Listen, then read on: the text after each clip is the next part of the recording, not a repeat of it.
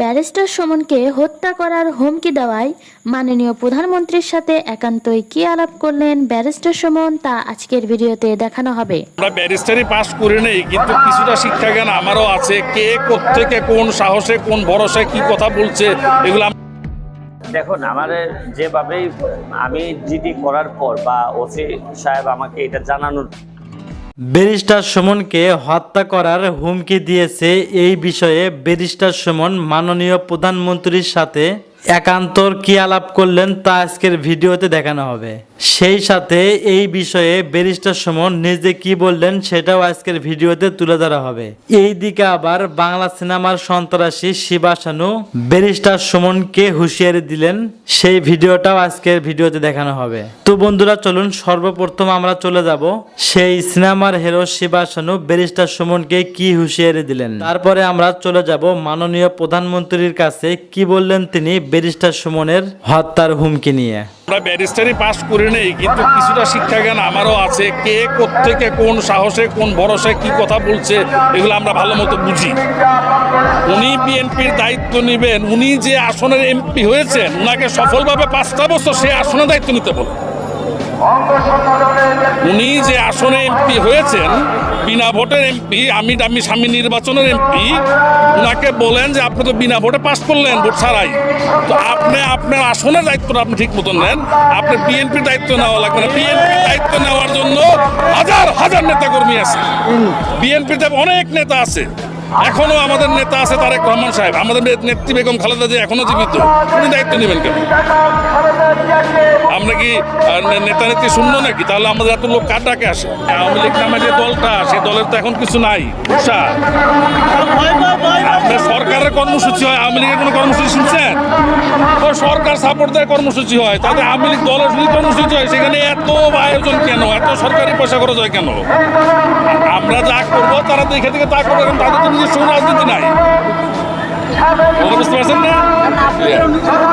অনুকরণ অবশ্যই আমাদের অনুকরণ করে, এবং আমাদের যদি অনুকরণ করে তারাও একবার যদি বলে ভালোই তো খালেদা জিয়ার মুক্তি চাইতে।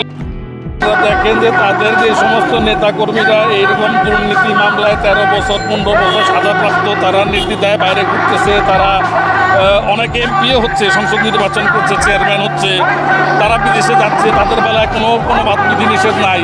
বেগম খালেদা জিয়ার বেলায় যত বিধিনিষেধ, কারণ সরকার বেগম খালেদা জিয়াকে ভয় পায়।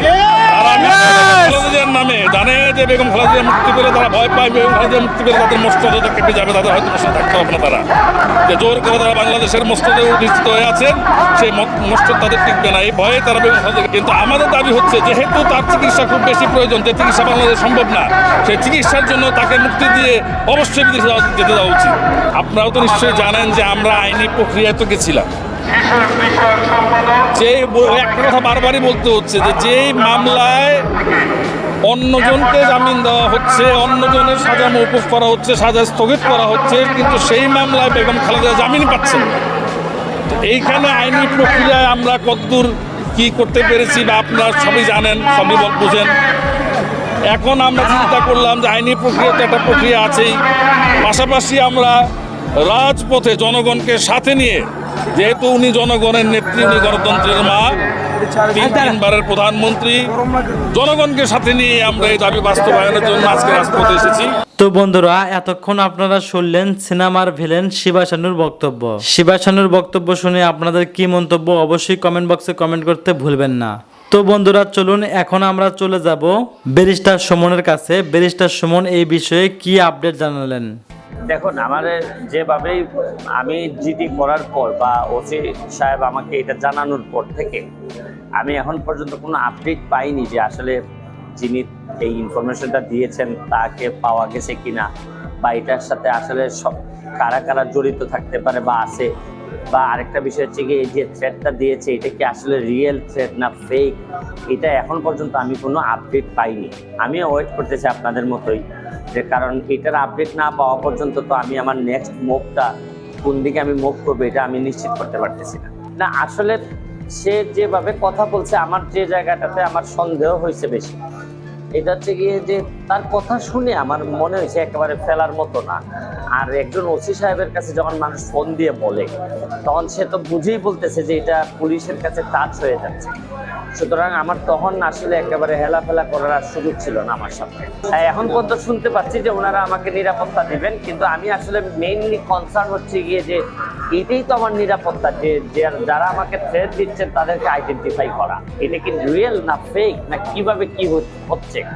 এটা আমার যেহেতু আপনারা জানেন যে শত্রুর সংখ্যা অনেক বেশি, বা মনে করা হয় যে আমার শত্রু অনেক বেশি, সুতরাং আমার তো ওইভাবে গুরুত্ব দিয়ে আগাইতে হচ্ছে। Thank you.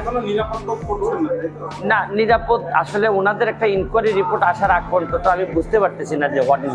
তো বন্ধুরা, এতক্ষণ আপনারা শুনলেন ব্যারিস্টার সুমনের বক্তব্য। ব্যারিস্টার সুমনের বক্তব্য শুনে আপনাদের কি মন্তব্য অবশ্যই কমেন্ট বক্সে কমেন্ট করতে ভুলবেন না। আর হ্যাঁ, এমন নিত্য নতুন আপডেট খবর সবার আগে পেতে এখনই আমাদের পিচ্চি সাকিব চ্যানেলটি সাবস্ক্রাইব করুন।